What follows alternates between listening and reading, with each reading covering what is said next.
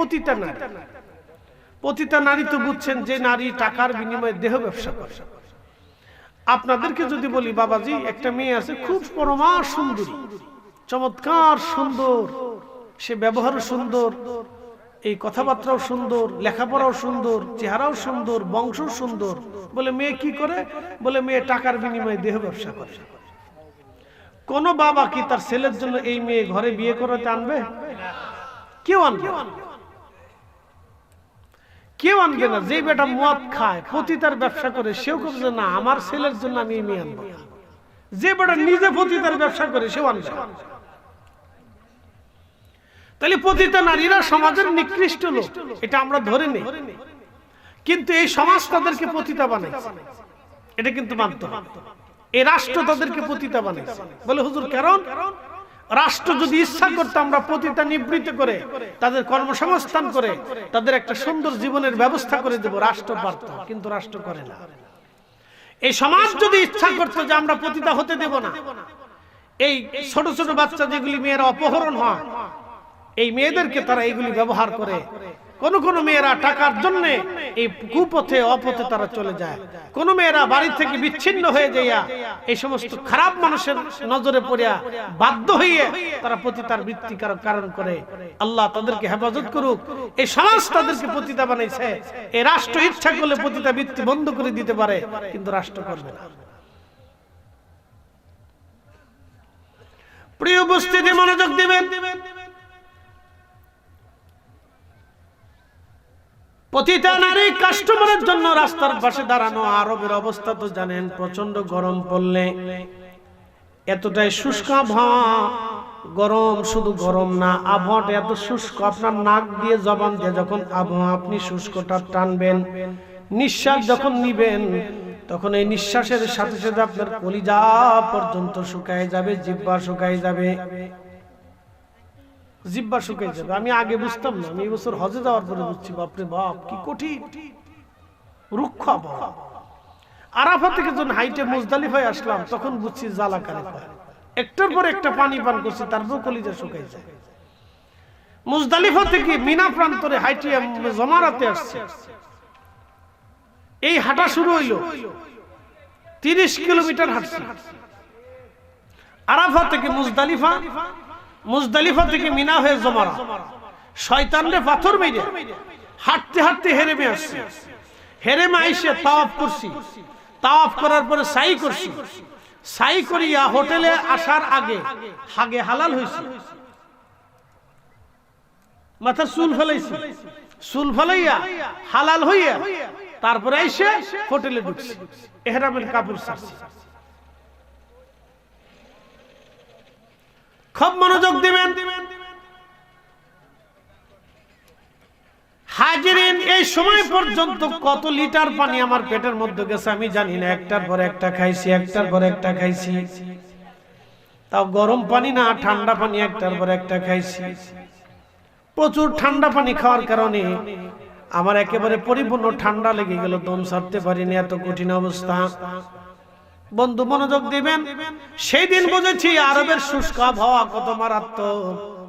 কুকুর পানির তৃষ্ণায় হাঁপাইতেছে, জিহ্বা বের করে হাঁপায় হাঁপায় যাচ্ছে, পানির জন্য কুকুরটা পাগল পারা হয়ে গেছে। পতিতা নারীর মনে মায়া লাগলো, আরে একটা আল্লাহ সৃষ্টি কুকুর আজকে পানির তৃষ্ণায় মারা যাবে, তা হতে পারে না। এই পতিতা নারী তার পায়ের মোজা খুললো, মোজাটা চামড়া দিয়ে বানানো ছিল, পায়ের মোজা খুলিয়া রশি বেঁধে কুয়ার ভিতরে নামাইয়া কুয়ার ভিতর থেকে পানি উঠাইয়া এই পতিতা নারী কুত্তারে পানি পান করাইল। কুকুরকে পানি পান করানোর কারণে আমার আল্লাহ পাক খুশি হইয়া নবী বললেন, সহিহ বুখারীর কিতাবুল আম্বিয়াতে আল্লাহর নবী বললেন, আমার রব ওই পতিতা নারী সারা জীবনের জিনার গুনাহ আল্লাহ maaf করে দিলেন। একবার জোরে বলা যাবে কে মারহাবা? দয়া কার? মাফ করে কে? তা আমরা মোনাজাতে মাফ চাইলে মাফ করবে কে?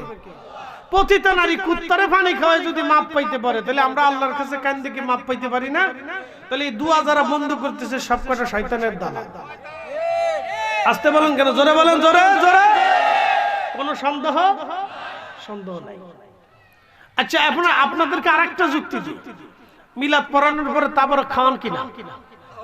খাওয়ান না, কিছু মেহমানদেরই তো হয়।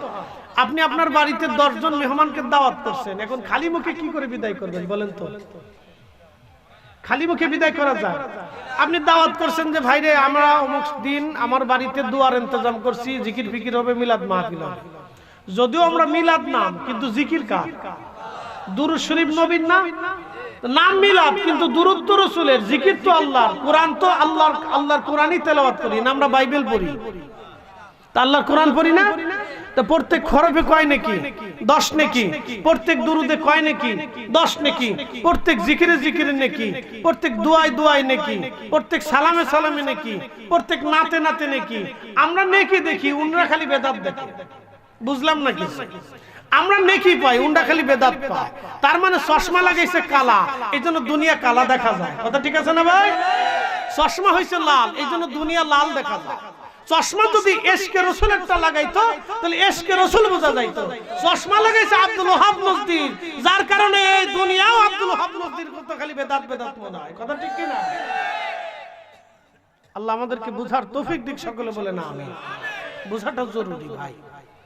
দুনিয়ার থেকে আমরা চলে যাব না। দুনিয়ার থেকে এখানে 100 বছরের বয়সী কেউ আছে? আমাদের হাজী সাহেবের বয়স কত হবে? তাইজউদ্দিন সাহেবের বিরাট বয়স হবে, উনি সেই অসুস্থ বৃদ্ধতে নিয়ে আমরা দরবারে যে দাওয়াত করে আসছে আমার।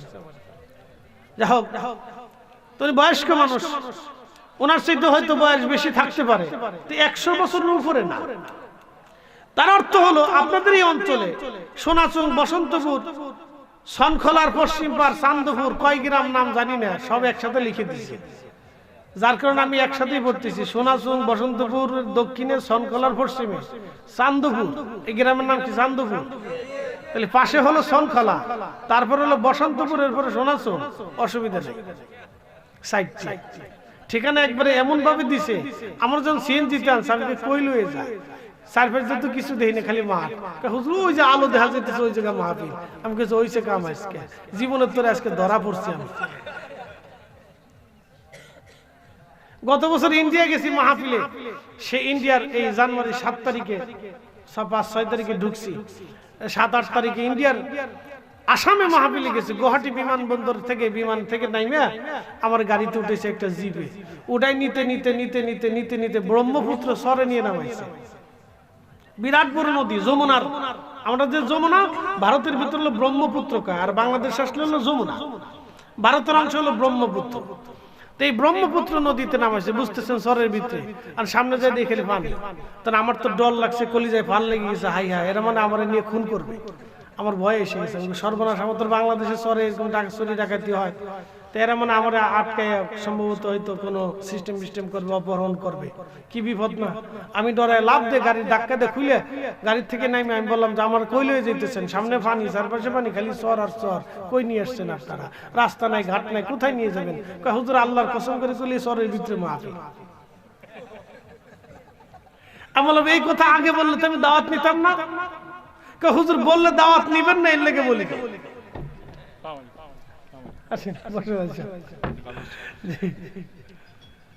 তো যাই হোক, এই শহরের ভিতরে গেছি, যাইয়ে বাপরে বাপ, যাই হাজার হাজার মানুষ, নারী পুরুষ মাহফিল শুনতেছে। কোথা থেকে আসছে? নৌকা মৌকা ভাড়া করে দুনিয়ার মানুষ এসেছে, খুব গরিব মানুষ, খুব দরিদ্র। তো যাই হোক, তা আল্লাহ কবুল করছেন, এই জন্য আসছে। আমার এখানে আল্লাহ নসিবে ছিল, এই জন্য আসা হয়েছে। নসিবে না থাকলে আসার কোনো সুযোগ ছিল না, আল্লাহ নসিব করছেন, সেই জন্য আসছে। তো খুব মনোযোগ দিন, আমরা মাটির নিচে চলে যাব। 100 বছর আগে যারা দুনিয়াতে ছিলেন, 100 বছর আগে যারা ছিলেন, তারা সব মাটির নিচে চলে গেছে।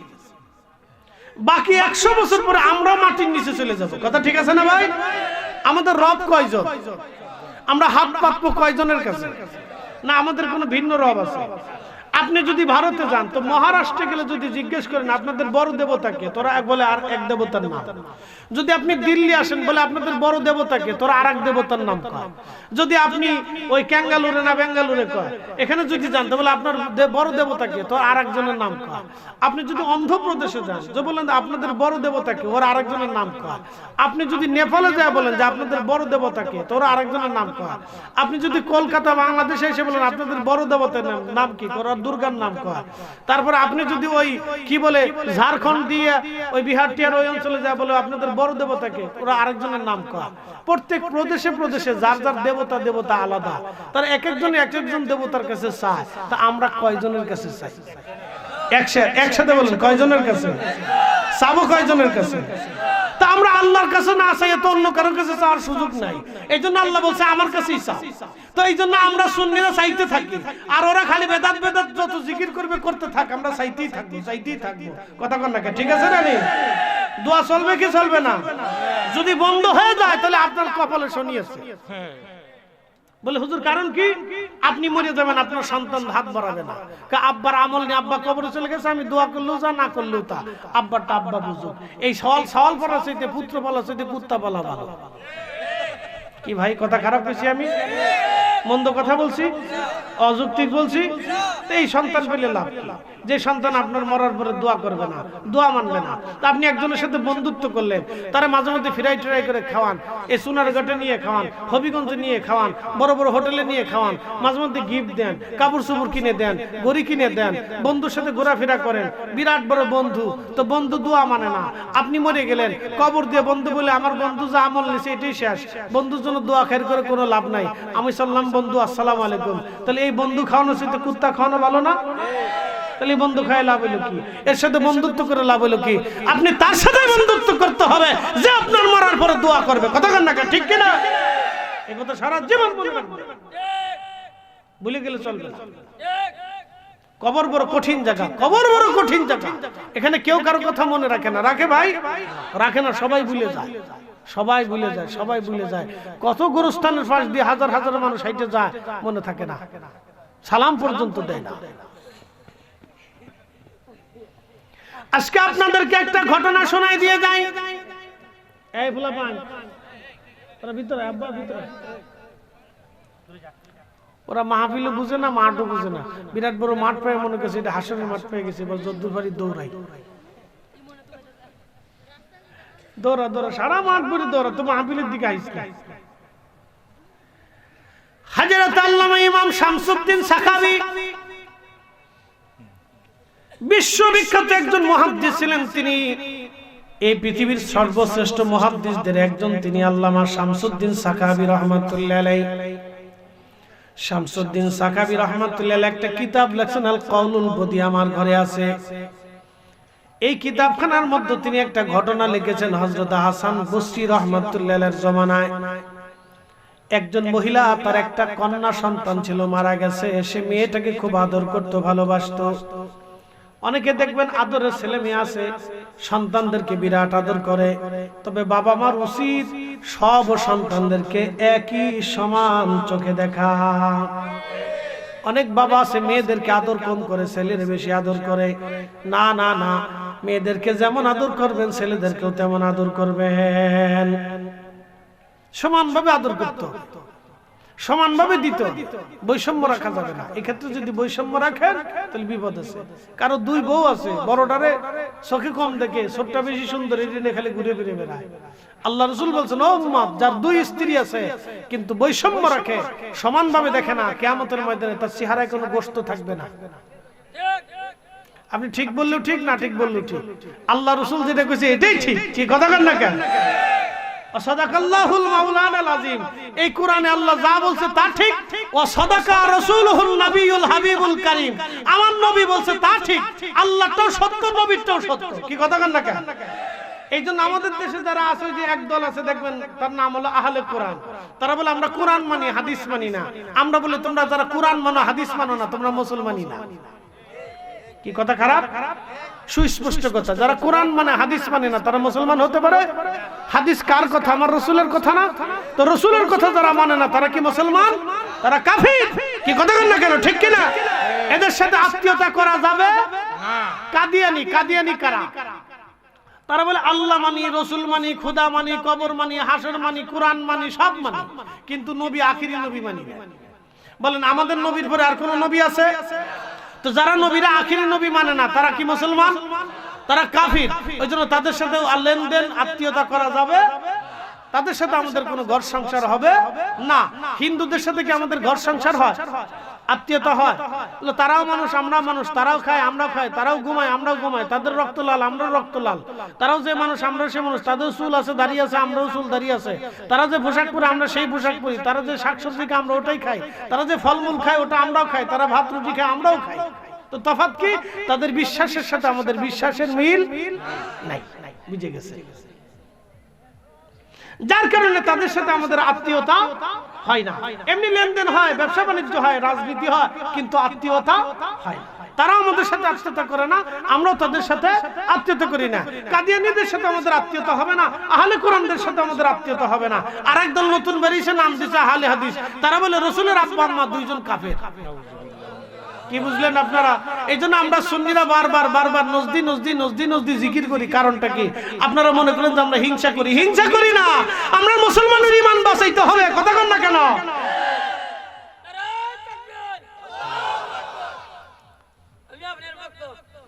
আমার বক্ত ইসুতকে বক্ত কি ঠিক আছে? যাওয়ার সময় আমার ব্যাগটা ধরে লই যাস, ক্যামেরা ট্যামেরা লই যাস নাকি? আগে দিস, ঠিক আছে, লাইট দিয়ে আগে দিস, আর ফলাইস না কিন্তু। সাবধান বক্ত, এরকম বক্ত সারা দেশে নিতে আবার পরে বিক্রি করে খাওয়া লাগবে দেখতেছি। বক্ত মারাতে বক্ত, ঠিক আছে, যা দেবো না দেবো না দেবো না দেবো না। খালি কি আমার বক্ত না, আরো অন্য কারো বক্ত? আর বক্ত আছে না? ঠিক আছে ঠিক আছে। আল্লাহ দুনিয়াতে কত কোয়ালিটির মানুষ বানাইছে।